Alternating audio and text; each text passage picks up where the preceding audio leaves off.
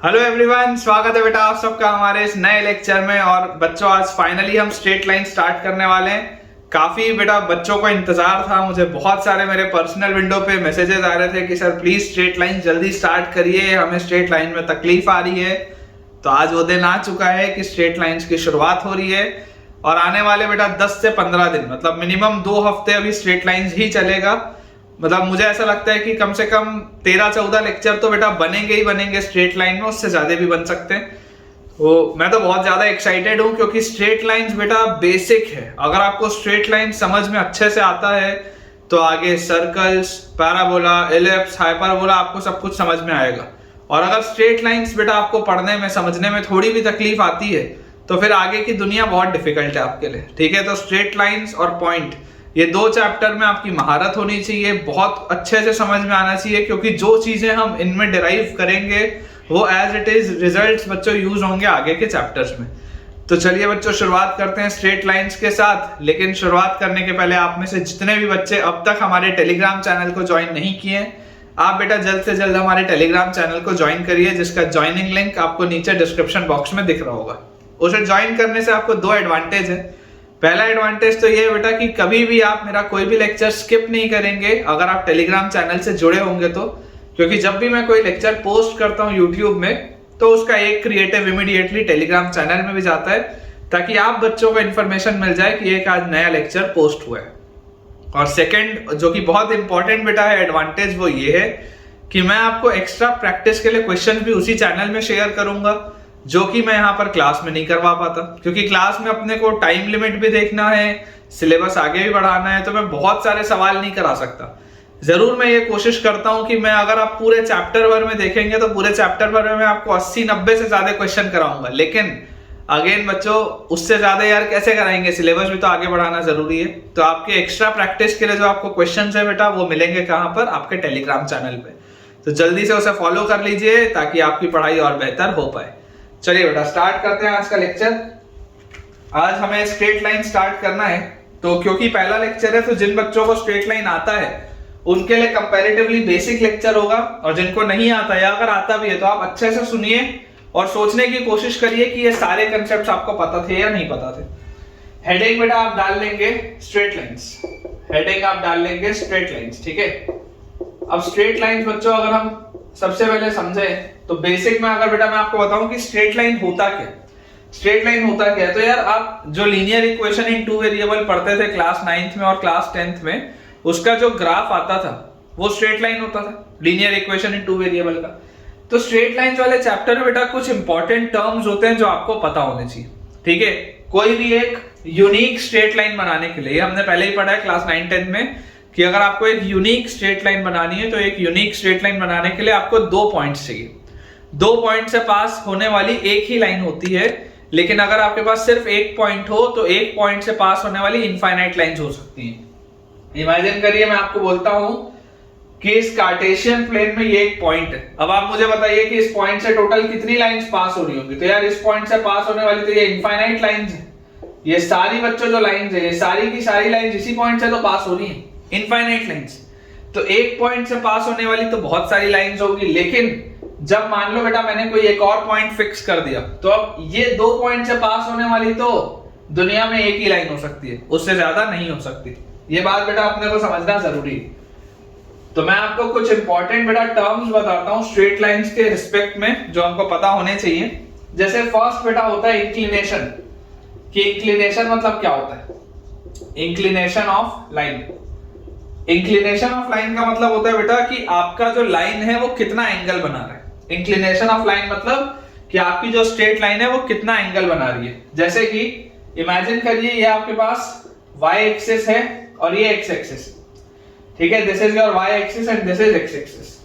अब इस Cartesian plane में जहां पर बच्चों इनका इंटरसेक्शन होगा उस इंटरसेक्शन वाले पॉइंट को आप ओरिजिन बोलते हैं। ये बात तो आपको पता है कि कार्टेशियन प्लेन में जहां पर इंटरसेक्शन होता है उसको ओरिजिन बोलते हैं। तो ये बेटा अगर मान लो आपकी कोई एक स्ट्रेट लाइन है तो ये स्ट्रेट लाइन जो एंगल बना रही होगी positive direction of x axis के साथ, ये स्ट्रेट लाइन जो एंगल बना रही होगी positive direction of x axis के साथ in the anti clockwise direction. कौन से डायरेक्शन में, एंटी क्लॉकवाइज। देखो मैंने एरो ऊपर रखा है, ये एंगल को बेटा आप बोलते हैं थीटा, ये इसका इंक्लिनेशन होता है। इंक्लिनेशन मतलब कितने एंगल पर ये लाइन इंक्लाइंड है।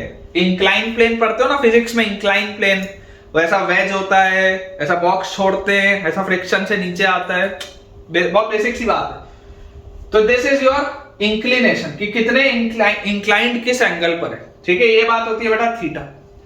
और ये अगर बेटा आपको चीज समझ में आती है तो इसमें जो इंपॉर्टेंट पॉइंट है मैं आपको लिखवा देता हूं कि इंक्लिनेशन होता क्या, it is the angle, it is the angle which the line makes, लिख लेंगे which the line makes, it is the angle which the line makes, it is the angle which the line makes with the positive x axis, with positive x axis. समझ पा रहे हो आप, ये negative side से आपको नहीं लेना है बेटा, नेगेटिव साइड से नहीं लेना है आपको, पॉजिटिव साइड से लेना है कि पॉजिटिव साइड से कितना एंगल बना रहे हैं, और वो भी किस डायरेक्शन में, एंटी क्लॉकवाइज डायरेक्शन में। यहां पर आप लिख सकते हैं angle being measured in, angle being measured, angle being measured in anti clockwise direction, angle being measured in anti clockwise direction, कि आप कौन से डायरेक्शन में एंगल को मेजर करेंगे, तो आप बेटा एंगल का मेजरमेंट करेंगे एंटी क्लॉकवाइज डायरेक्शन में।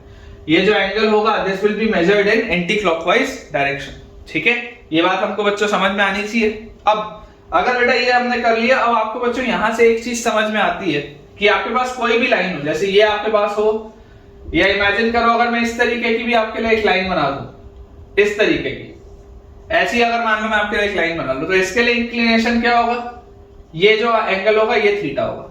समझ पा रहे हो आप, पॉजिटिव डायरेक्शन के साथ एंटी क्लॉकवाइज डायरेक्शन में जब आप मूव करेंगे, पॉजिटिव एक्स एक्सिस के साथ एंटी क्लॉकवाइज डायरेक्शन में, तो जो एंगल बनेगा that will be called theta.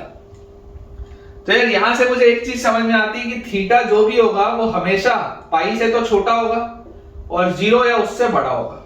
ये बात सबसे पहली है जो आपको समझ में आनी चाहिए कि थीटा हमेशा 0 और पाई के बीच में ही होगा, चाहे आप कैसी भी लाइन बना लो, जो आपको करना है वो कर लो, theta will always lie between 0 and pi, उसके अलावा तो कुछ हो ही नहीं सकता। ये हो गया पहला इंपॉर्टेंट पॉइंट जो हमको समझ में आना चाहिए, ठीक है। ये आपकी बेटा लाइन है, ये आपकी लाइन है इस केस में, ठीक है, this is an important point जो हमको समझ में आना चाहिए। और इसके बाद अगर मान लो बेटा मैं जनरल आपको 2 स्पेशल केस लेके बताऊं, स्पेशल केस है ना, अगर हम 2 स्पेशल केस बेटा देखें तो आप ऐसा समझिए कि if theta is equal to 0 degree, अगर मान लो आपको कभी बोल दिया जाए कि एक लाइन है जिसका इंक्लिनेशन 0 है, एक लाइन है जिसका इंक्लिनेशन 0 है, उसका मतलब क्या है, उसका मतलब ये है कि ये थीटा 0 है, थीटा 0 है, तो ये लाइन कैसी हो जाएगी, this line will be not x axis always, जरूरी नहीं है कि एक्स एक्सिस ही हो, this line will be parallel to x axis, this will be a horizontal line.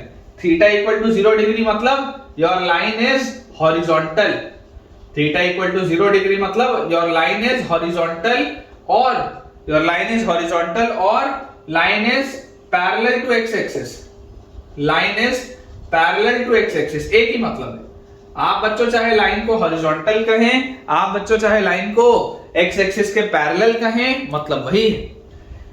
Same is the case with pi also, कि अगर theta की value pi होगी तो पाई तो हो नहीं सकती, आप बोलते हैं 0 से पाई, लेकिन चलो अगर आम भाषा में अपन इसको कभी पाई भी बोल दिए तो यार हम 0 डिग्री बोले या 180 डिग्री बोले बात तो एक ही, मैं 0 डिग्री बोलूं थीटा को या 180 डिग्री बोलूं बात तो एक ही है, क्या फर्क पड़ता है।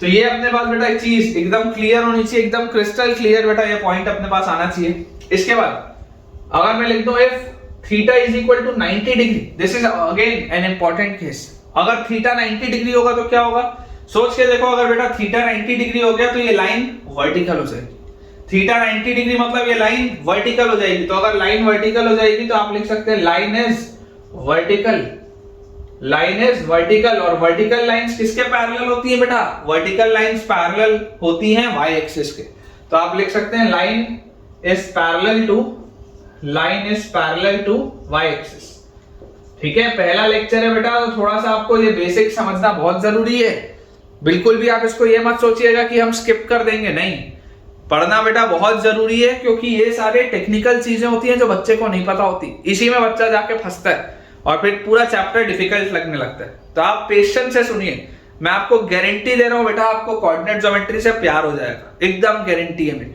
क्योंकि coordinate geometry is one of my strongest areas, है ना। मतलब जैसे मैथ्स में अलग बहुत सारे चैप्टर्स हैं, बहुत सारे अलग अलग एरियाज हैं, मुझे जो खास तौर पर पसंद है वो कोऑर्डिनेट ज्योमेट्री। मतलब कोऑर्डिनेट ज्योमेट्री और कोनिक सेक्शन, ये दो चीजें ऐसी है जिसमें मेरी को महारत है। तो मुझे तो बहुत मजा आता है चैप्टर पढ़ाने में, क्योंकि इसमें बेटा कंसेप्ट बहुत क्लियर है। मतलब बहुत सारी चीजें ऐसी नहीं है कि रटने वाली हैं, कंसेप्चुअल चैप्टर है, बढ़िया से समझ में आता है, चीजें बेटा आप विजुअलाइज कर सकते हो ग्राफ बना के, तो मजा आता है इस चैप्टर में। देखिए, तो ये हो गया बेटा, अपन ने पहला एक पॉइंट देख लिया, which is inclination of line. कि इंक्लिनेशन ऑफ लाइन का क्या मतलब होता है? तो इंक्लिनेशन ऑफ लाइन का मतलब होता है कि आपकी जो लाइन है वो कितना एंगल बना रही है, किसके साथ? Positive direction of x axis के साथ। कौन से सेंस में? एंटी क्लॉकवाइज सेंस में, in the sense of anti clockwise direction. और थीटा जो होता है वो 0 से पाई के बीच में होता है। 0 डिग्री मतलब horizontal line which is parallel to x axis, and pi by 2 या 90 degree means line is vertical which is parallel to y axis. Second बेटा जो अपने पास एक इंपॉर्टेंट चीज है, पहली तो अपनी हो गई इंक्लिनेशन की, second is tangent of inclination.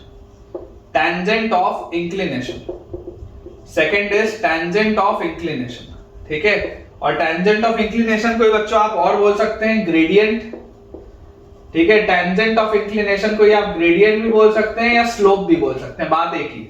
Tangent of inclination दिया हो या ग्रेडियंट दिया हो या स्लोप दिया हो, सबका बेटा मतलब वही होता है, and it is represented with small m। इसको हम किससे रिप्रेजेंट करते हैं? स्मॉल m से। तो टेंजेंट मतलब क्या होता है? टेंजेंट मतलब होता है बेटा, देखिए कि आपके पास अगर ये एक स्ट्रेट लाइन है which makes an angle theta with positive direction of x axis, ये आपकी लाइन है, ठीक है। ये आपकी y एक्सिस है and this is your x axis.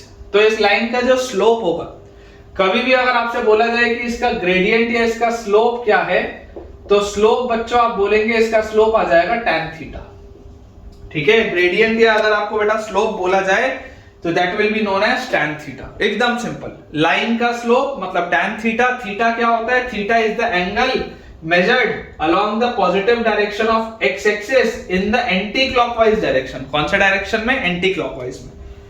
जो इसके लिए बेटा बेसिक थ्योरेटिकल पॉइंट है, मैं आपको लिखवा देता हूं कि इट इज टेंजेंट, ठीक है, tangent of an angle which the line, tangent of an angle, थोड़ा सा ऐसे नोट्स अच्छे लिखे होने चाहिए ना, मजा आता है देखने में। Tangent of an angle which the line makes, tangent of an angle which the line makes, it is the tangent of an angle which the line makes with the positive x-axis, with the positive x-axis, किसके साथ? positive x-axis के साथ, with the positive x-axis in the anti-clockwise direction, in the anti-clockwise direction, जो मैंने आपको पिछले में बताया था, in the anti-clockwise direction, ठीक है, in the anti-clockwise direction।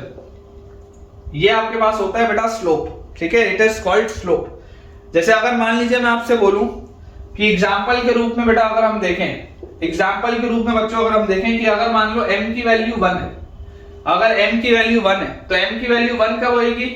tan theta की वैल्यू 1 होगी जब थीटा क्या होगा? This implies theta will B 45 degree. इसका मतलब क्या होगा? Theta will B 45 degree.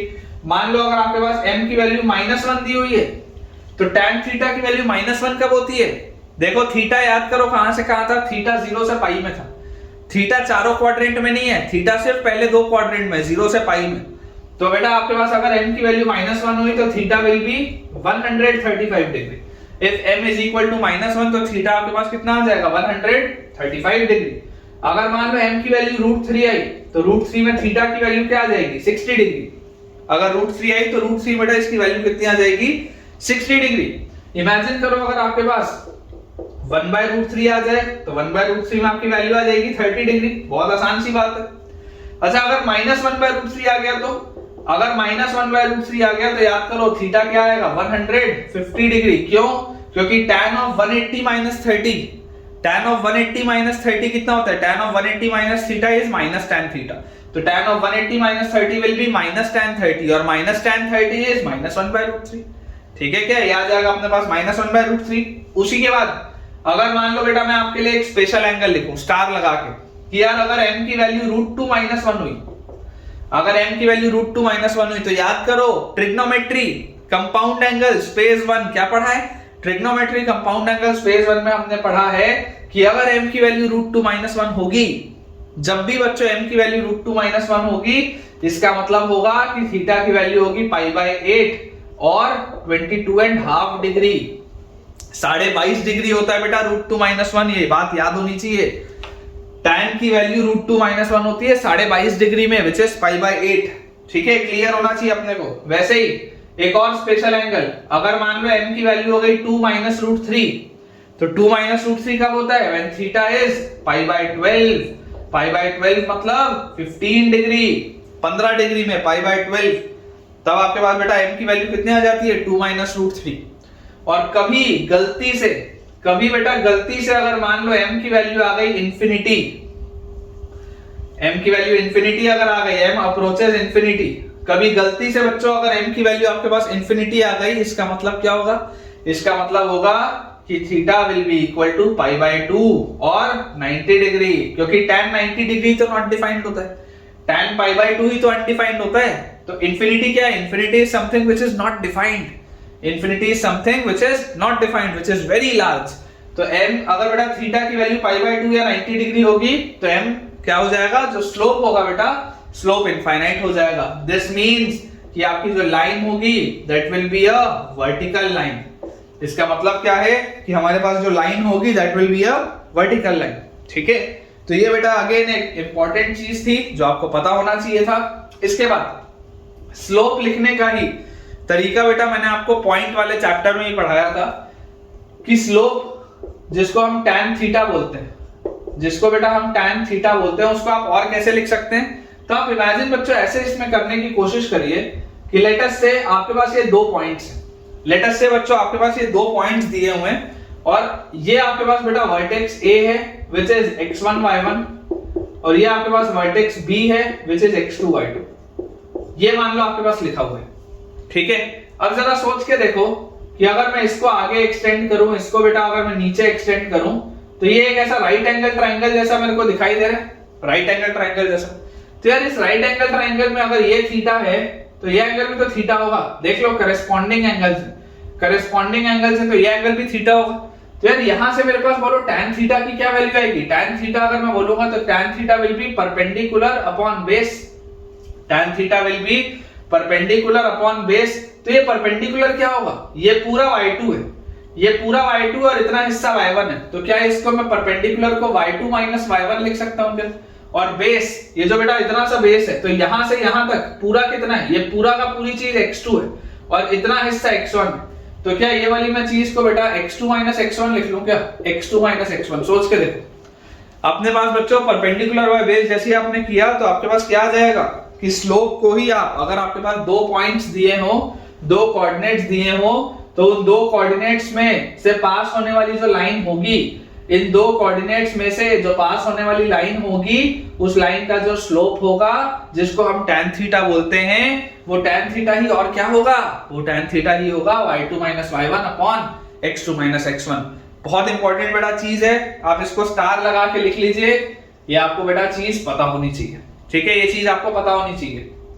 और इसी वाली चीज में बेटा आपके पास एक और चीज थी, that is condition of collinearity. याद करो मैंने उसमें भी ये चीज पढ़ाई थी, condition of collinearity.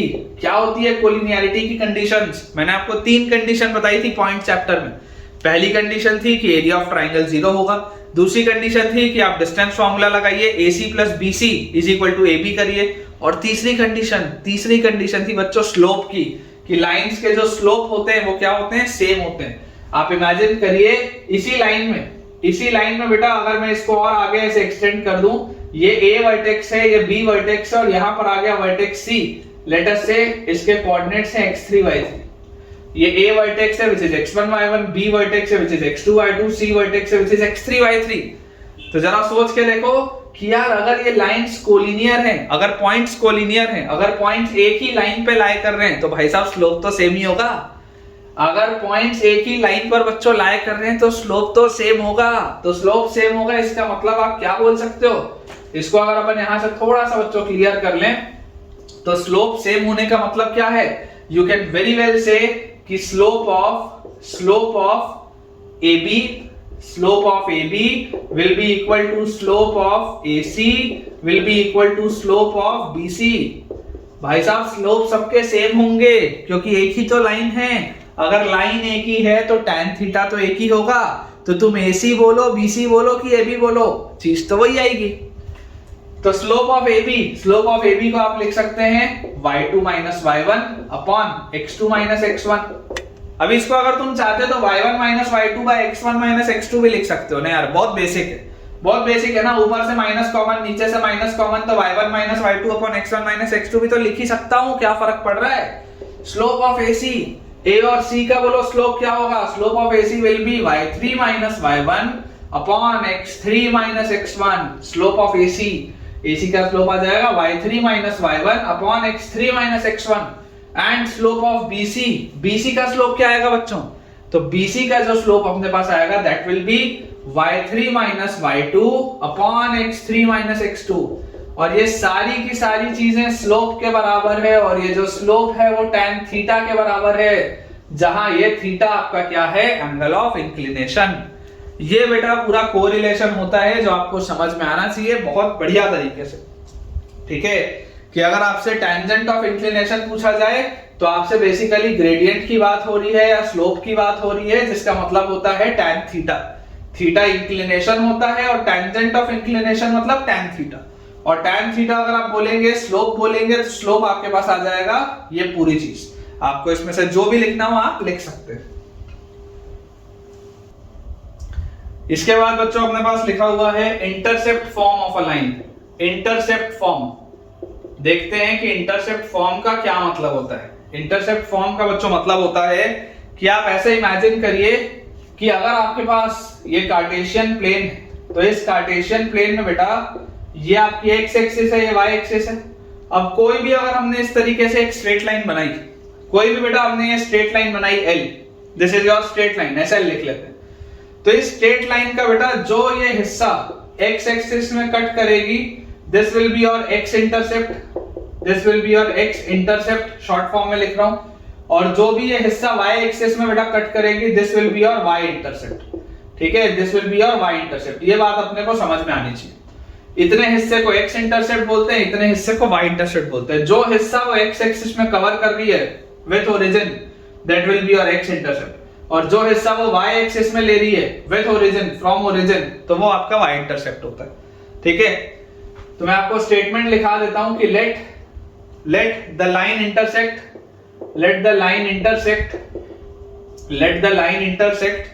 The coordinate axis, let the line intersect the coordinate axis at a and b respectively।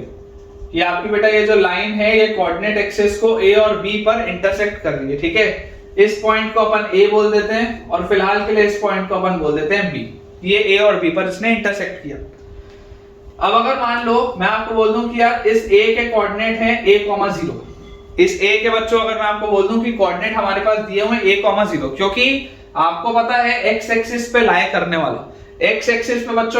वाला कोई भी जो पॉइंट होगा उसका एब्सिसा a होगा। आप जनरली a मानते हैं और उसका ऑर्डिनेट हमेशा 0 होगा, क्योंकि अगर आप x एक्सिस के ऊपर लाई कर रहे हो तो ये a कुछ भी हो सकता है, वेरिएबल पॉइंट है, कुछ भी हो सकता है, लेकिन इसका y कोऑर्डिनेट हमेशा 0 होगा, ये बात निश्चित है।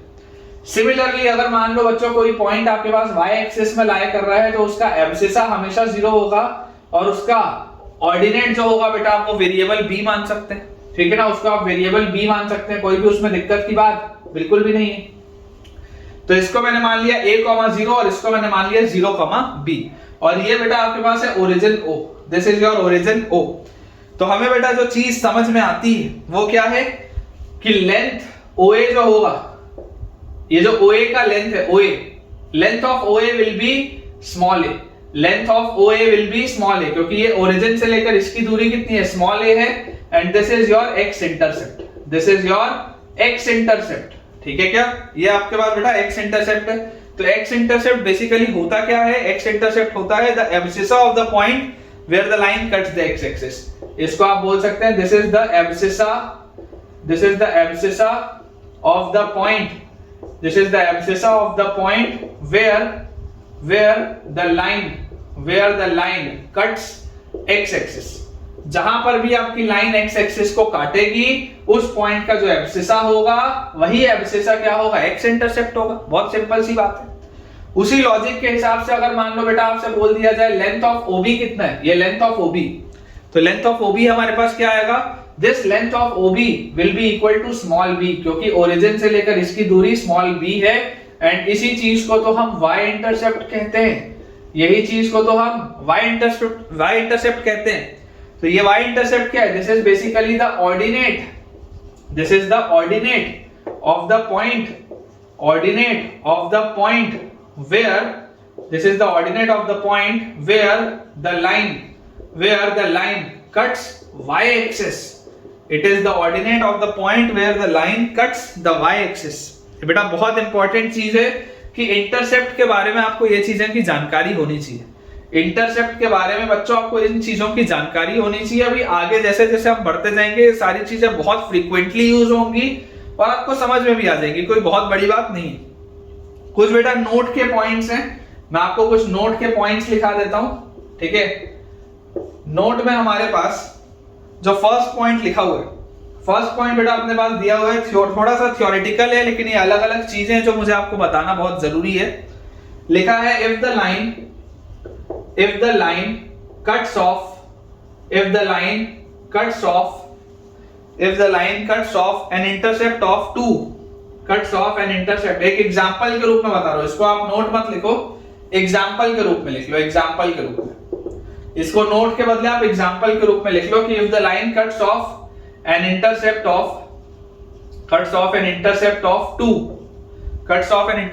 2 on negative x axis, सोच के देखो, if the line cuts off an intercept of 2 on negative x axis, इसका मतलब वो लाइन कौन से कोऑर्डिनेट से पास हो रहा होगा।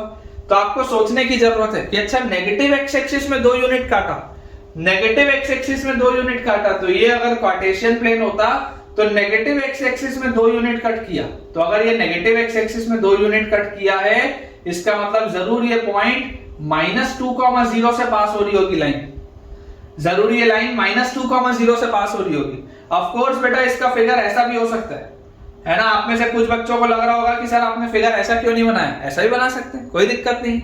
आपको तो सिर्फ ये बोला गया ना कि नेगेटिव एक्स एक्सिस में 2 यूनिट काट रही है, तो वो 2 यूनिट ऐसी वाली भी लाइन काट सकती है और ऐसी वाली भी लाइन काट सकती है। लेकिन जो कॉमन बात तो क्या है कि अगर 2 यूनिट वाली लाइन कटी, अगर बेटा ये 2 यूनिट वाली लाइन कटी, इसका मतलब क्या है, इसका मतलब ये है कि जरूर ये लाइन -2,0 से पास हो रही होगी। तो this implies that the line must pass through -2,0. The line must pass through -2,0. ये इसका मतलब बेटा, that the line must pass through -2,0. इसी में बेटा मैं आपको मान लीजिए अगर एक एग्जांपल और लेके बताऊं कि अगर मान लो आपको दिया जाए कि if the line cuts off an intercept of 3 on the positive y axis, if the line cuts off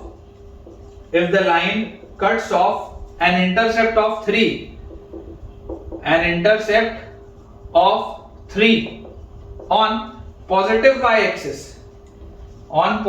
axis, if the line cuts off an intercept of 3 on positive y axis, देखो ये वाला जो पूरा graph था वो इसका था ना, ये वाली पूरी दुनिया इसकी थी, ये अपन ने यहां पर कर दिया, ठीक है। ये बेटा जो पूरी चीज है ये इसकी है ना, ये इतना हिस्सा इसका। यहां पर लिखा है if the line cuts off an intercept of 3 on y axis, if the line cuts off an intercept of 3 on y axis, तो जरा बेटा सोच के देखिए, इसको अपन थोड़ा सा यहां से क्लियर करते हैं। अगर 3 यूनिट्स वो y एक्सिस में बच्चों कट कर रहा है लाइन, तो आपके पास किस तरीके का ग्राफ हो सकता है, वो ग्राफ आपके पास कुछ ऐसा हो सकता है, कुछ इस तरीके का आपका ग्राफ हो सकता है कि वो 3 यूनिट यहां पर कट करके जाए। तो अगर 3 यूनिट यहां पर कट करके जाएगा इसका मतलब ये कोऑर्डिनेट क्या होगा, 0,3, क्योंकि इसका एब्सिसा तो 0 होता है। और यही वाली बेटा लाइन ऐसी भी तो हो सकती थी, मैंने ये एक लाइन बनाई, ऐसी भी तो लाइन हो सकती थी। तो कॉमन बात तो क्या होगी, कॉमन बात ये होगी कि ये 0,3 से ही पास होगा, चाहे कुछ भी हो। तो if the line cuts off an intercept of 3 on the positive y axis, this implies that the line must pass through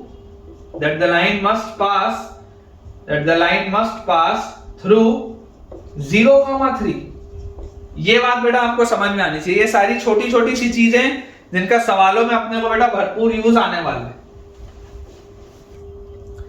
अब बच्चों आप नोट डाल के कुछ पॉइंट्स लिखिएगा, ठीक है। ये नोट के कुछ पॉइंट्स हैं जो अपने को क्वेश्चंस में बहुत फ्रीक्वेंटली यूज आ सकते हैं।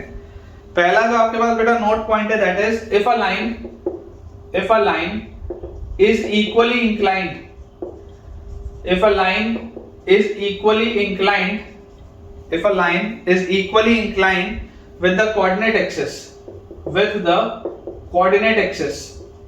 if the line is equally inclined with the coordinate axis, then the angle which the line makes, then the angle which the line makes then the angle which the line makes with x-axis, then the angle which the line makes with x-axis is the same as the angle which the line makes with y-axis, is the same which the line makes the angle with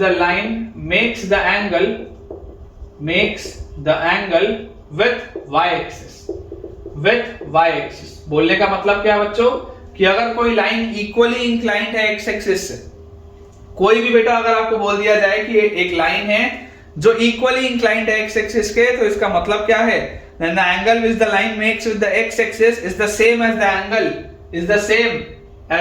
which the line makes, या is the same, एक second मैंने थोड़ा सा English में कुछ गलती कर दी, then the angle which the line makes with the x axis is the same as the angle which the line, है ना, थोड़ा सा इंग्लिश में बेटा एरर हो गया, is the same as the angle which the line makes with y axis, ठीक है। ये अपने पास लिखा हुआ है, angle which the line makes with x axis is the same as the angle which the line makes with y axis, ठीक है। दोनों का बच्चों एंगल सेम होगा। एंगल सेम होने का मतलब क्या है कि इमेजिन करिए अगर आपके पास ये कार्टेशियन कोऑर्डिनेट सिस्टम में एक्सिस दी हुई है, this is your y axis and this is x axis, तो इक्वल इंक्लिनेशन का क्या मतलब है? इक्वल इंक्लिनेशन का मतलब है कि अगर एक मैंने ऐसी लाइन बनाई तो आप देख सकते हैं ये इक्वली इंक्लाइंड है x एक्सिस से भी और y एक्सिस से भी, इक्वली इंक्लाइंड है x एक्सिस से भी और y एक्सिस से भी का मतलब ये है कि देखो ये एंगल भी 45 डिग्री होगा, ये एंगल भी 45 डिग्री होगा। इस तरीके की बात बोली जा रही है कि अगर ये वाला एंगल भाई एंटी क्लॉक में 135 है लेकिन यहां पर क्लॉक में 45 है, वैसे यहां पर अगर y एक्सिस से देखोगे तो y एक्सिस से देखो आपके पास positive side of y axis से आप देखोगे बच्चों तो ये क्लॉकवाइज में 135 है, एंटी क्लॉक में 45। तो अगर आप देखेंगे तो ये इक्वली इंक्लाइंड है ना, x एक्सिस से भी 45 डिग्री और 135 डिग्री बना रही है, y एक्सिस से भी सेम एंगल बन रहा है। तो ये कंसेप्ट होता है इक्वल इंक्लिनेशन का।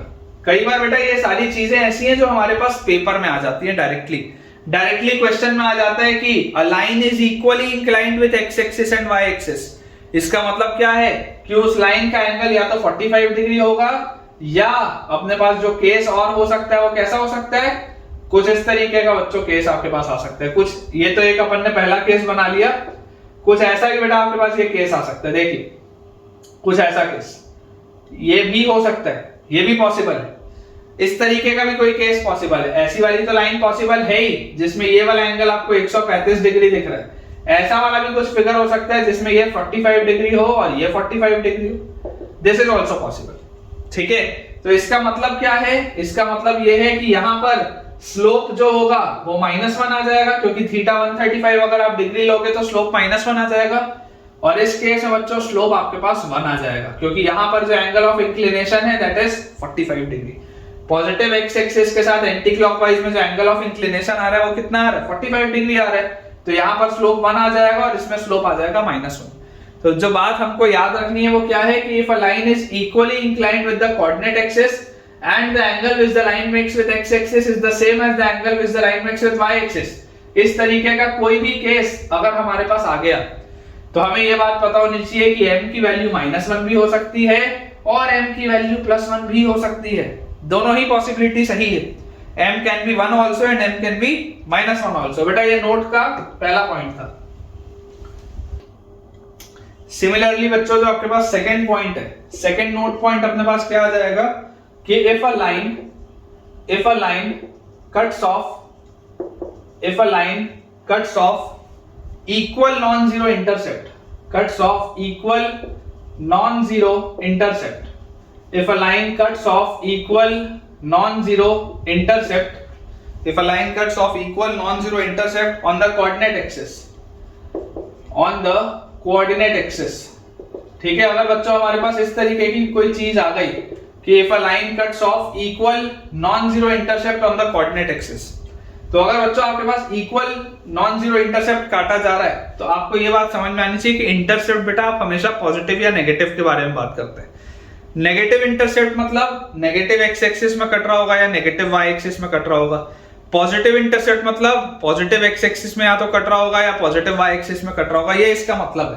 तो अगर मुझे बोल दिया जाए कि अगर एक line equal non zero intercept cut कर रही है कोऑर्डिनेट एक्सिस में, तो इसका मतलब बेटा आपकी लाइन कुछ ऐसी होगी, वो देख लो आप, ऐसी कोई लाइन होगी जो कि आप देखो यहां पर जो आपके पास इंटरसेप्ट कट करेगी पॉजिटिव साइड में, वही पॉजिटिव साइड में यहां भी इंटरसेप्ट कट करेगी।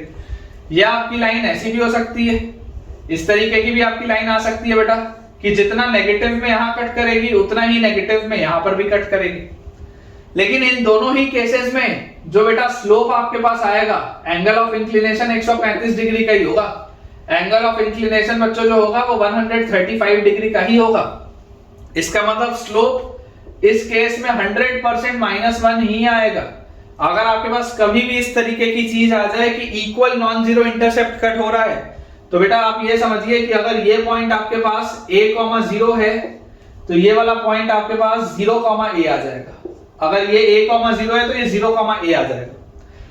इंटरसेप्ट का लेंथ सेम है और इक्वल अगर मैं बोल रहा हूं इसका मतलब ये है कि अगर ये पॉजिटिव इंटरसेप्ट है तो ये भी पॉजिटिव है, अगर ये नेगेटिव इंटरसेप्ट है तो ये भी नेगेटिव है। अगर मान लो मैं इसको बोलता हूं दैट दिस इज 0, -b, तो ये वाली चीज को बच्चों मैं -b,0 बोलूंगा। अगर मैं इसको 0, -b बोलूंगा तो इसको मैं -b,0 बोलूंगा, ये इसका मतलब है। ठीक है, अगर आपके पास बेटा इक्वल इंटरसेप्ट का कटिंग हुआ है तो इक्वल इंटरसेप्ट कटने का सिंपल सा जो मतलब है वो यही कि आपके पास जो स्लोप आएगा दैट स्लोप विल बी -1। ठीक है, इस तरीके से बेटा एरो बना लीजिएगा ताकि आपको थोड़ा सा सिस्टमैटिक दिखे। ये आपका एक्स एक्सिस है, ये वाई एक्सिस है, सिमिलरली ये एक्स एक्सिस है, ये वाई एक्सिस है, and this is origin O, this is your origin O। सारी चीज बना के रखिएगा, थोड़े नोट्स आपके बच्चों प्रॉपर लगेंगे। तो ये बात अपनी फिक्स हो गई कि आपके पास जो एंगल ऑफ इंक्लिनेशन आएगा इस केस में दैट विल बी 135 डिग्री, और जो स्लोप आएगा लाइन का इक्वल इंटरसेप्ट के केस में दैट विल बी -1। थर्ड बच्चों जो नोट पॉइंट आपके पास है, देखिए वर्ड्स पे पूरा खेल है बेटा, वर्ड्स का पूरा खेल है। अगर इंटरसेप्ट इक्वल लिखा हो तो स्लोप सिर्फ -1 हो सकता है, लेकिन अब जो मैं लिख रहा हूं अगर वैसा लिखा हो कि if a line cuts off equal distances, if a line cuts off equal distances, अगर distances लिखा हो तो distance तो यार हमेशा ही मैग्नीट्यूड में लिया जाता है।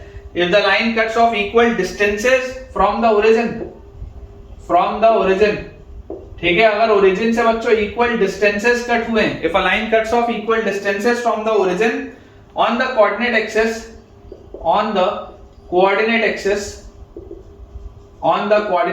अगर आपके पास इस तरीके की चीज है, if a line cuts off equal distances from the origin on the coordinate axis, then बेटा आपको ये चीज समझ में आनी चाहिए कि यार डिस्टेंस अगर इक्वल कट हो रहा है तो यार ये लाइन तो ऐसी भी हो सकती है, सिमिलरली ये वाली लाइन आपके पास ऐसी भी आ सकती है, सिमिलरली ये लाइन मेरे पास ऐसी भी हो सकती है, ऐसी भी हो सकती है। सब पॉसिबल हो गया, सब कुछ पॉसिबल हो गया। ये आपके पास देखो, ये बेटा आपके पास आपका कोऑर्डिनेट एक्सिस दिया हुआ है। अगर आपके पास ये एक लाइन है, this is your straight line या this is your straight line, दोनों ही स्ट्रेट लाइन के केसेस में आप देख सकते हैं डिस्टेंस की अगर बात हो रही है तो फिर इंटरसेप्ट पॉजिटिव हो या नेगेटिव हो कोई फर्क नहीं पड़ता। तो स्लोप इस केस में क्या आ जाएगा, स्लोप ये एंगल ऑफ इंक्लिनेशन 45 डिग्री आ जाएगा। इस केस में आप देख लो, ये जो एंगल ऑफ इंक्लिनेशन आएगा दिस विल बी 45 डिग्री, क्योंकि आपको दिख रहा है कि आपके पास एक इंटरसेप्ट पॉजिटिव है, एक इंटरसेप्ट आपके पास नेगेटिव है, लेकिन मैग्नीट्यूड वाइज दोनों सेम है ना। अगर हम चाहें तो दूसरी वाली लाइन को थोड़ा सा अपन बेटा बेहतर तरीके से बना सकते हैं। आप दूसरी वाली लाइन को ऐसा बना लीजिए कुछ, ठीक है। थोड़ा सा अपन ने इसको बेटर इस तरीके से बनाया। तो दोनों ही केसेस में आप देख सकते हैं कि ये जो इंटरसेप्ट का बेटा ये जो मैग्नीट्यूड है, ये डिस्टेंस, ये डिस्टेंस, ये डिस्टेंस, ये डिस्टेंस, मैग्नीट्यूड वाइज सब सेम है। वैसे ही हम बच्चों अगर यहां पर देखें तो यार आप इस बात को समझने की कोशिश करिए, इसको यहां पर ये डिस्टेंस और ये डिस्टेंस, ठीक है, ये दोनों डिस्टेंस सेम है और ये दोनों डिस्टेंस सेम है, तो आपके पास एंगल आ जाएगा 45 डिग्री। वैसे ही अगर मैं यहां पर देखूं तो यार ये एंगल कितना आएगा, दिस विल बी 135 डिग्री। ये वाला जो एंगल आएगा ये कितना आ जाएगा, दिस विल बी 135 डिग्री, क्योंकि ये वाला जो डिस्टेंस होगा वो इस डिस्टेंस के बराबर होगा, ये वाला जो डिस्टेंस होगा वो इस डिस्टेंस के बराबर होगा। भले एक पॉजिटिव है दूसरा ही पॉजिटिव है, भले एक नेगेटिव है दूसरा भी नेगेटिव है, लेकिन मैग्नीट्यूड वाइज तो सेम ही है, मैग्नीट्यूड वाइज तो सेम ही है, तो कोई दिक्कत नहीं है। तो आपके पास बेटा जो एंगल ऑफ इंक्लिनेशन आ जाएगा दैट विल बी 45 डिग्री और 135 degree, and the slope can be plus and -1 both. तो अगर कभी मेरे पास इक्वल इंटरसेप्ट बोले तो इक्वल इंटरसेप्ट का मतलब m की वैल्यू सिर्फ और सिर्फ -1, लेकिन अगर इक्वल डिस्टेंस बोले तो यार फिर m की वैल्यू +1 और -1 दोनों ही हो सकती है। ये बात का बेटा आपने को विशेष रूप से ध्यान रखना है। नेक्स्ट बेटा अपने पास जो नोट पॉइंट लिखा हुआ है, अगला अपने पास बच्चों नोट पॉइंट दिया हुआ है कि अगर मान लीजिए आपके पास एक जनरल इक्वेशन लिखा हो, जनरल लीनियर इक्वेशन इन 2 वेरिएबल्स, कुछ अगर बेटा मेरे पास लिखा हो इस तरीके का कि आपके पास लिखा है ax + by + c = 0। Class 9 10th में हम इसी तरीके के लीनियर इक्वेशन इन 2 वेरिएबल सॉल्व करते थे, ax + by + c = 0। Class 9 10th का बेटा मैथ्स याद करिए, लीनियर इक्वेशन इन 2 वेरिएबल कुछ ऐसा ही होता था। अब अगर ये जनरल एक लीनियर इक्वेशन बच्चों मेरे पास दिया हुआ है तो मुझे सबसे पहली बात तो ये समझ में आना चाहिए कि एक linear equation in 2 variable always represents a straight line. ऐसे जहां मैं लिखूंगा it represents a straight line, चाहे वो लीनियर इक्वेशन इन 1 वेरिएबल हो, चाहे वो लीनियर इक्वेशन इन 2 वेरिएबल हो, हमेशा वो स्ट्रेट लाइन होगा। लीनियर इक्वेशन इन 3 वेरिएबल भी होता है, लेकिन वो हम कब पढ़ेंगे, वो हम पढ़ेंगे 3D ज्योमेट्री जब हम पढ़ेंगे बेटा क्लास 12th में। टॉपिक है 3D वेक्टर्स, प्लेन्स, ये सारी चीजें उसमें आएंगी जो 3 वेरिएबल में 4 वेरिएबल में चलेंगी, मजा आएगा आपको।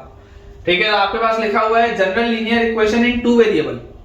तो अगर बच्चों 2 वेरिएबल के आपके पास जनरल लीनियर इक्वेशन दिया हुआ है तो that will B of the form ax + by + c। अब यार ये बात तो 100% मुझे समझ में आती है कि ये जो भी होगा कोई एक स्ट्रेट लाइन होगी। वो स्ट्रेट लाइन कैसी भी हो सकती है, मैं आपको समझाने के लिए ऐसी स्ट्रेट लाइन बनाया, वो स्ट्रेट लाइन कैसी भी हो सकती है, कैसी भी स्ट्रेट लाइन हो सकती है, लेकिन होगी तो एक स्ट्रेट लाइन। ये बात तो एकदम निश्चित है that this will be a straight line, ये वाली स्ट्रेट लाइन। अब अगर मेरा इंटरेस्ट है ये x कोऑर्डिनेट निकालने में, मेरा बच्चों अगर ये इंटरेस्ट है कि x कोऑर्डिनेट मुझे निकालना है, तो आप क्या बोल सकते हैं, फॉर x इंटरसेप्ट, इसका x इंटरसेप्ट निकालने के लिए, इंटरसेप्ट बोल लें या एब्सिसा बोल लें, x इंटरसेप्ट बोल लें या एब्सिसा बोल दें, जहां पर इंटरसेक्ट कर रही है x एक्सिस को, ये निकालने के लिए अप्रोच क्या होना चाहिए, approach is very simple, approach is very simple कि y की वैल्यू 0 होनी चाहिए।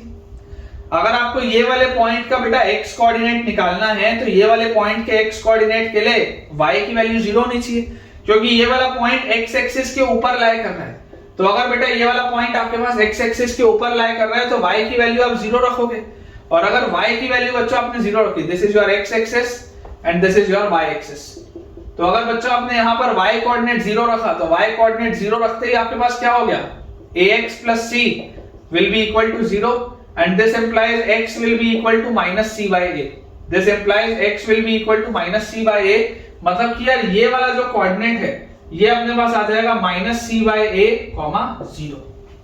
ये इंपॉर्टेंट है बेटा, ये वाला आपके पास कोऑर्डिनेट क्या आ जाएगा, -c by a, 0। ये हमने किसके लिए निकाला, x इंटरसेप्ट के लिए। सिमिलरली अगर मुझे y इंटरसेप्ट निकालना हो, सिमिलरली बच्चों अगर मुझे y इंटरसेप्ट निकालना हो तो मैं आपको क्या बोलूंगा, for y intercept, for y intercept हमारा अप्रोच क्या होगा, y इंटरसेप्ट के लिए बच्चों हमारे पास अप्रोच आ जाएगा, y इंटरसेप्ट के लिए बच्चों हमारे पास अप्रोच आ जाएगा कि यार आप समझने की कोशिश करिए, आप बेटा समझने की कोशिश करिए कि यार y इंटरसेप्ट मुझे निकालना है तो ये वाले पॉइंट के लिए तो एब्सिसा 0 होगा, ये वाले पॉइंट के लिए तो x कोऑर्डिनेट 0 होगा। तो अगर ये वाले पॉइंट के लिए x कोऑर्डिनेट मेरे पास 0 आ रहा है, इसका मतलब क्या है कि अगर x कोऑर्डिनेट को बच्चों मैं 0 बोल दूं, अगर इस x कोऑर्डिनेट को मैं 0 बोल दूं तो मेरे पास चीज क्या आएगी, by plus c will be equal to 0। तो यहां से y की वैल्यू आ जाएगी minus c by b, y की वैल्यू क्या आ जाएगी, this will be minus c by b। ठीक है, इसका मतलब ये वाले पॉइंट के हमारे पास कोऑर्डिनेट्स क्या आ जाएंगे, ये वाले बच्चों पॉइंट के हमारे पास कोऑर्डिनेट्स आ जाएंगे 0 minus c by b, 0 minus c by b, ये अपने पास चीज आएगी। ये आपके पास आ गया माइनस c बाय a 0 और ये आपके पास आ गया 0 minus c by b।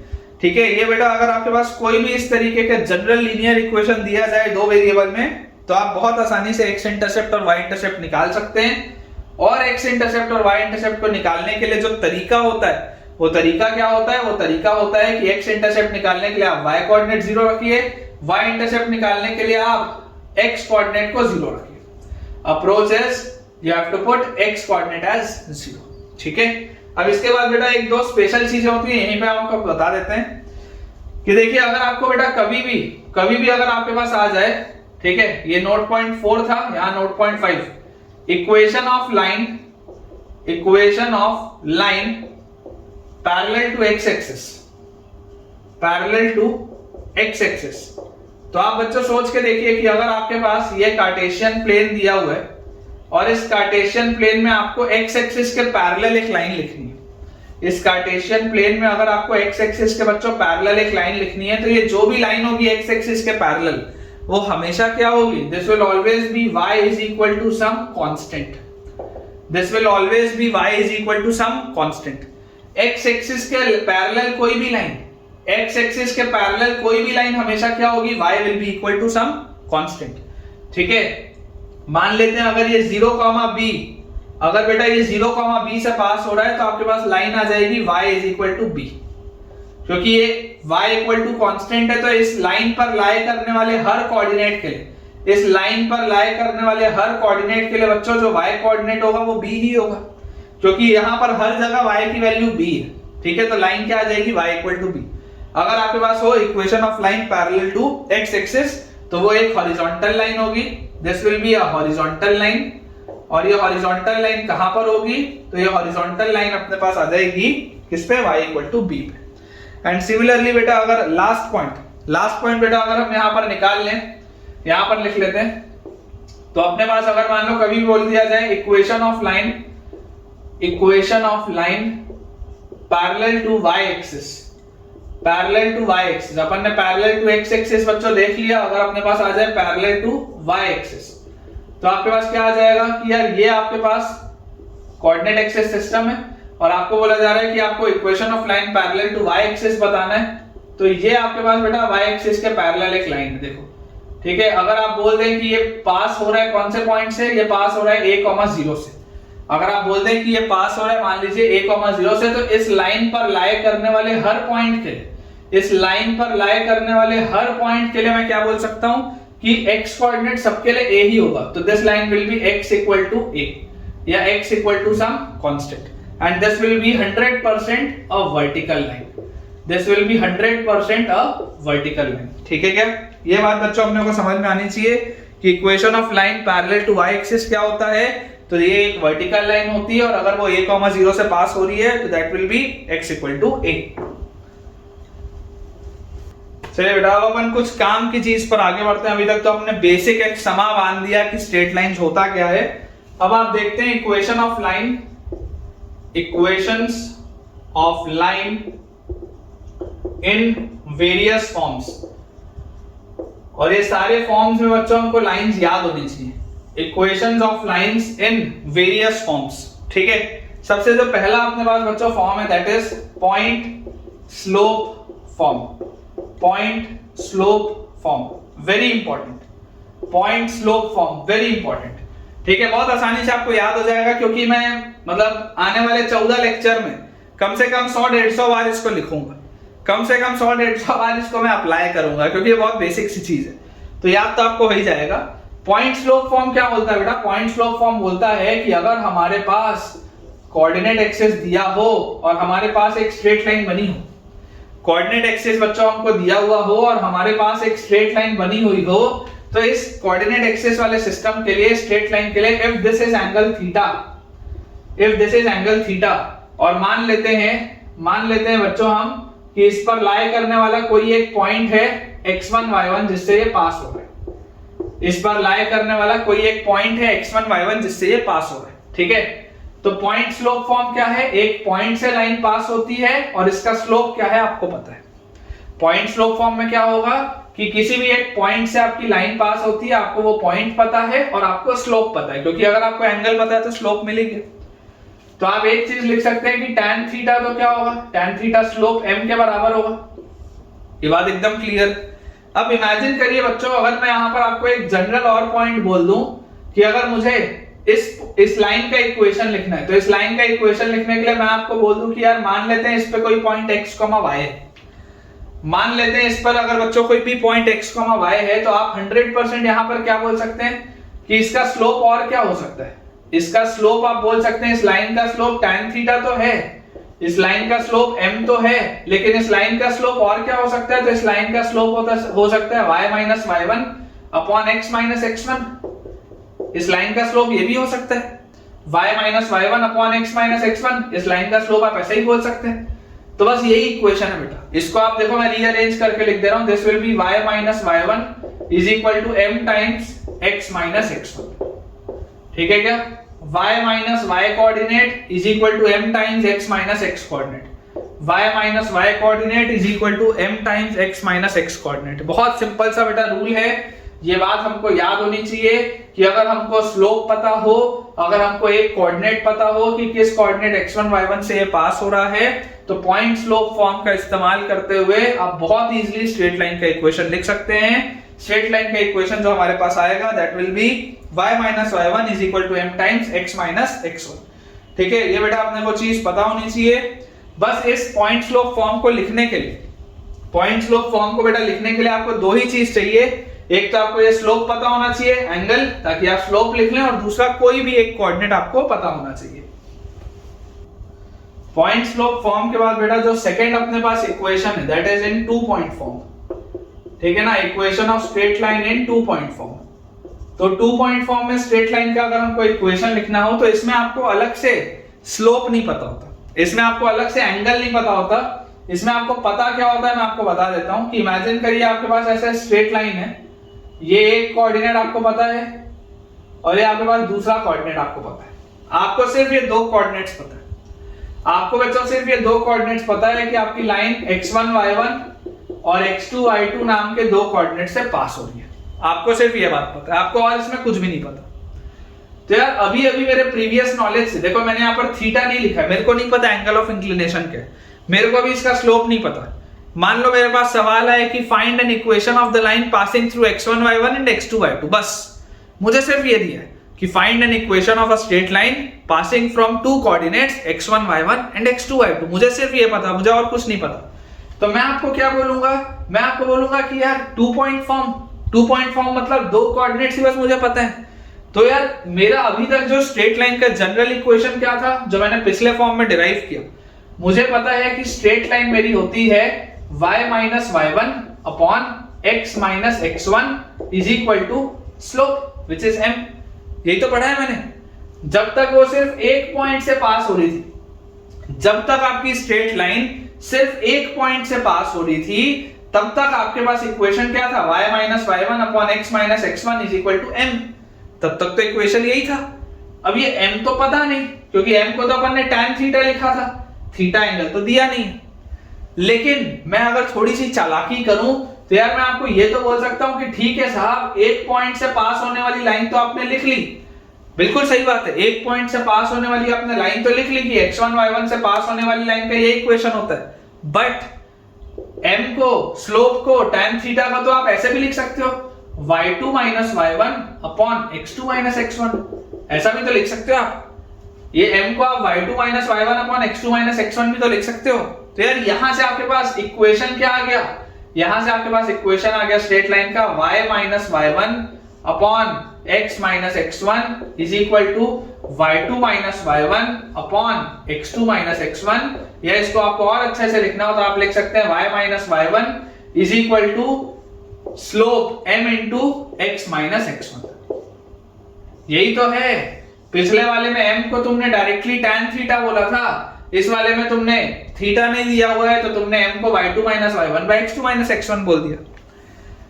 Equation वही है, बस थोड़ा सा फॉर्मेट बदला है। पिछले वाले में हमने क्या बोला था? पिछले वाले में हमने y minus y1 is equal to m times x minus x1 बोला था। ये वाले में हमने y minus y1 is equal to m, जो कि tan थीटा होता है, वो तो नहीं पता, तो मैंने उसको लिख लिया y2 minus y1 upon x2 minus x1 into x minus x1। ठीक है, तो ये बेटा अपने पास आ जाएगा 2 पॉइंट फॉर्म में। अब इमेजिन करिए अगर मैं आपको, चलो ये वाली पूरी चीज जो है बेटा, ये वाली पूरी चीज क्या है? This complete thing is m which is also known as tan theta। ठीक है ना, ये जो पूरी चीज है वो m है और ये m ही क्या है? tan theta है।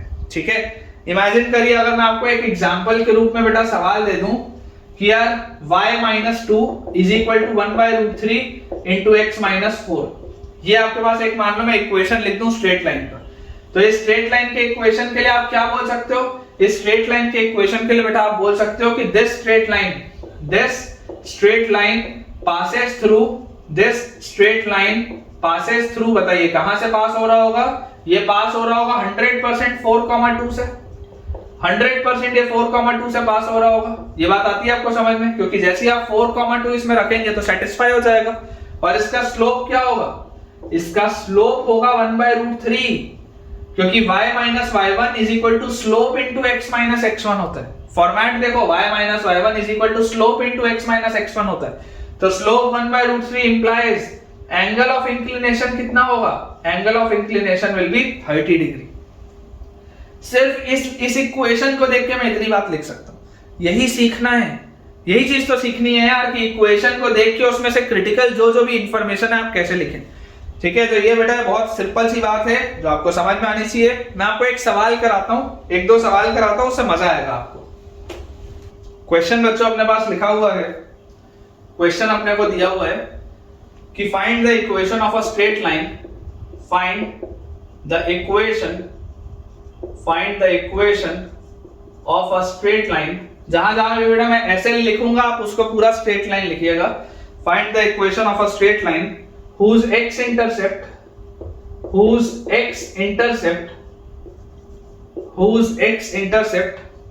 is minus 2, whose x intercept is minus 2 and which makes an angle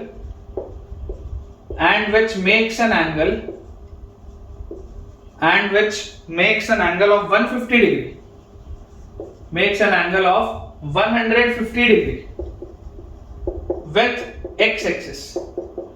अब इस बात को बच्चों आप समझिए कि अगर बेटा आपको कभी भी स्पेसिफिकली नहीं लिख के दिया गया, अगर आपको बच्चों कभी भी स्पेसिफिकली नहीं लिख के दिया हुआ कि पॉजिटिव एक्स एक्सिस से है, कि नेगेटिव एक्स एक्सिस से है, कि क्लॉकवाइज है, कि काउंटर क्लॉकवाइज या एंटी क्लॉकवाइज है, तो आप हमेशा इसको बेस्ट केस मानेंगे कौन सा?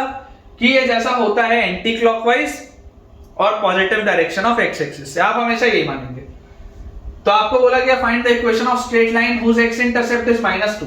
अब समझने की बात क्या है कि अगर इसका बच्चों एक्स इंटरसेप्ट -2 है, अगर इसका एक्स इंटरसेप्ट -2 है, मतलब कि it must pass through the point कौन सा? -2, 0। अगर इसका एक्स इंटरसेप्ट -2 है, थोड़ी देर पहले सिखाया था कि अगर ये आपके पास एक्स एक्सिस है, ये आपकी वाई एक्सिस है, इस तरीके की आपकी कोई लाइन है, तो आपको दिखाई दे रहा है बच्चों कि अगर इसका x इंटरसेप्ट -2 है, इसका मतलब this must pass through the point -2, 0। This straight line must pass through the point -2, 0। ये x एक्सिस है, ये y एक्सिस है, this is your negative x axis and this is your negative y axis. ये अपने पास लिखा है। और जैसे ये चीज हमारे पास आ गई, अब क्या बोला जा रहा है? And which makes an angle of 150 degree with x axis. मतलब कि बेटा ये x एक्सिस से जो काउंटर क्लॉकवाइज या एंटी क्लॉकवाइज में एंगल बना रहा है वो 150 डिग्री है। कितना है वो? 150 डिग्री। तो यार जरा सोच के देखो, अगर थीटा 150 है तो tan थीटा जो कि स्लोप होता है वो कितना आ जाएगा? tan 150। और tan 150 क्या होता है? tan of 180 minus 30 मतलब minus tan 30, और minus tan 30 मतलब क्या होता है? -1/√3।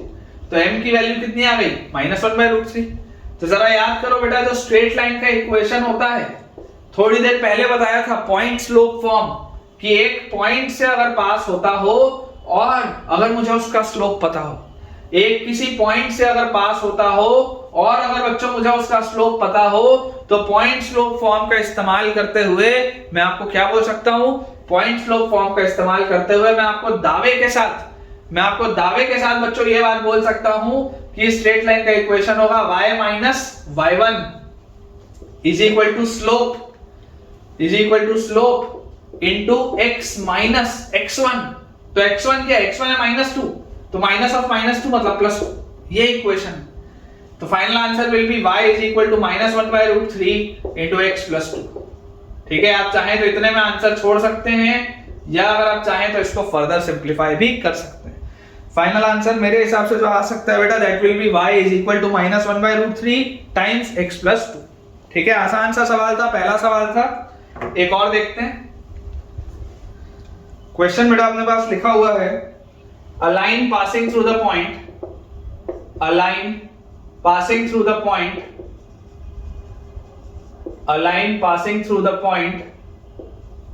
कौन से पॉइंट से पास हो रही है, 1,0 and 2,1। A line passing through the point 1,0 and 2,1 is rotated। अच्छा सवाल है, स्टार लगा लेंगे। सेकंड सवाल है लेकिन अच्छा है, is rotated, आपने इसको रोटेट कर दिया, is rotated about the point 1,0, about the point 1,0 is rotated about the point 1,0 by an angle of 15 degree, 15 degree से आपने इसको रोटेट किया। किस पॉइंट के अबाउट रोटेट किया, 15 डिग्री से आपने इसको 1,0 के अबाउट रोटेट किया। Find the equation of the line in its new position. Find the equation of the line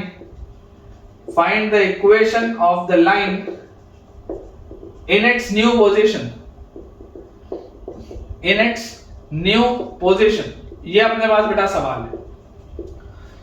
अब देखिए, इसमें बहुत एक मैं आपको बढ़िया सी बेटा चीज सिखाने वाला हूं।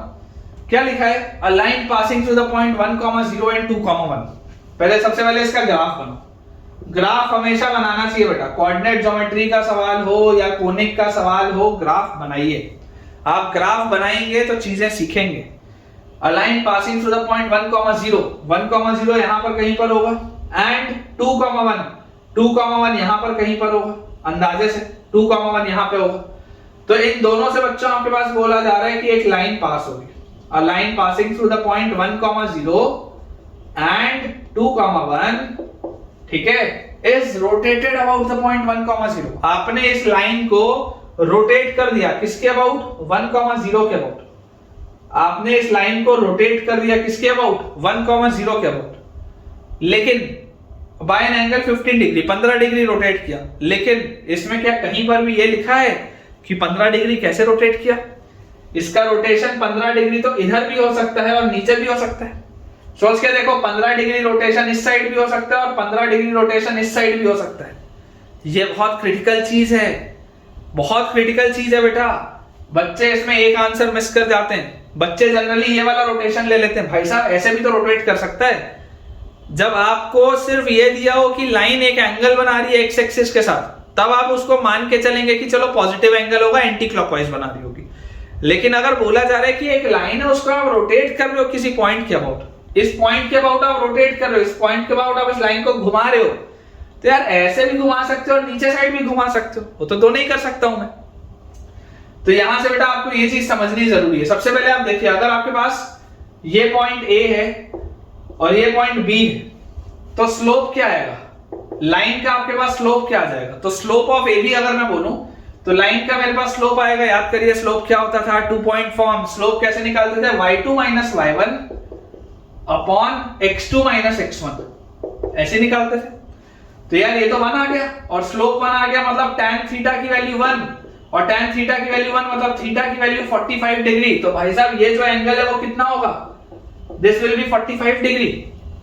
ये जो एंगल ऑफ इंक्लिनेशन आएगा इस लाइन का, दिस विल बी 45 डिग्री। तो अब आपको क्या बोला जा रहा है, आपको बोला जा रहा है कि इस लाइन को मैं 15 डिग्री रोटेट किया अबाउट ए। इस लाइन को मैंने 15 डिग्री रोटेट किया अबाउट ए। इसका मतलब समझो आप कि अगर आपके पास बेटा ऐसा ग्राफ था, इस पॉइंट को फिक्स रखते हुए आपने इस लाइन को 15 डिग्री ऊपर रोटेट कर दिया, तो अब ये लाइन आपको कैसी दिखेगी? ऐसी दिखेगी क्या? 15 डिग्री आपने इसको और घुमा दिया, 15 डिग्री अगर बेटा आप इसको और घुमा देंगे तो ये लाइन आपको ऐसी दिखेगी। मतलब जो पहले 45 डिग्री का एंगल बन रहा था, अगर 15 डिग्री और घुमा दिया तो क्या अब नया वाला जो लाइन होगा उसका एंगल 60 डिग्री का होगा क्या? सोच के देखो, इस साइड अगर घुमाया तो 60 डिग्री, और वही अगर मैं नीचे इसको घुमाया होता तो, अगर नीचे घुमाया होता तो क्या 30 डिग्री होता?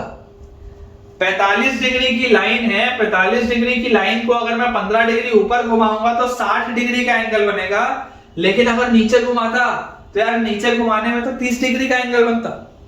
और कौन से पॉइंट से ये पास हो रहा है? इट इज पासिंग थ्रू 1,0, क्योंकि ये पॉइंट तो फिक्स है, ये तो लिखा हुआ है line passing through the point 1,0 and 2,1 is rotated about the point 1,0।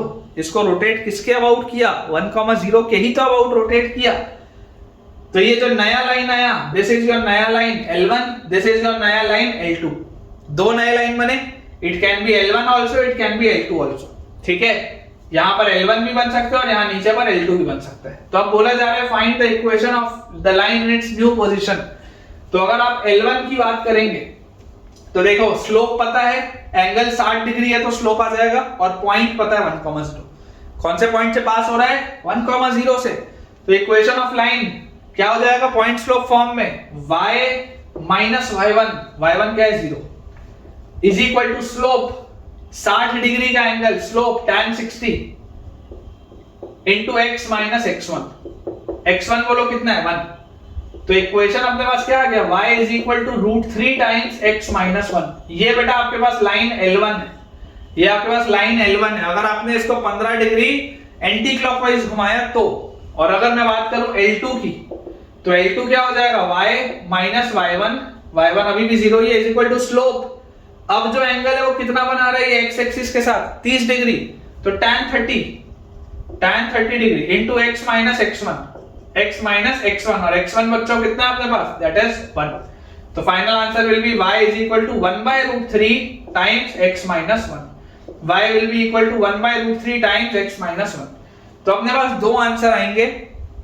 ठीक है, डिपेंडिंग अपॉन द केसेस दो आंसर आएंगे। बच्चे जनरली ये आंसर छोड़ देते हैं, ये आंसर लगा देते हैं। थोड़ा सा सवाल ढंग से पढ़िए तो आपको दिखेगा दो आंसर आएंगे। First answer is y is equal to √3 times x minus 1, बिल्कुल सही है। And second answer will be y is equal to 1/√3 times x minus 1। ठीक है, ये दो आंसर बेटा अपने पास आ जाएंगे। चलिए बच्चों 5 मिनट लगेगा, एक मैं आपको थर्ड फॉर्म और बता देता हूं, उसके बाद फिर आज का लेक्चर एंड करते हैं। मैंने आपको दो फॉर्म बता दिए, पहला था पॉइंट स्लोप फॉर्म, दूसरा था 2 point form, third is slope intercept form. Slope intercept form again very important, slope intercept form काफी इंपॉर्टेंट है बच्चों। ये भी स्लोप इंटरसेप्ट फॉर्म क्या बोलते हैं कि अगर मान लो आपके पास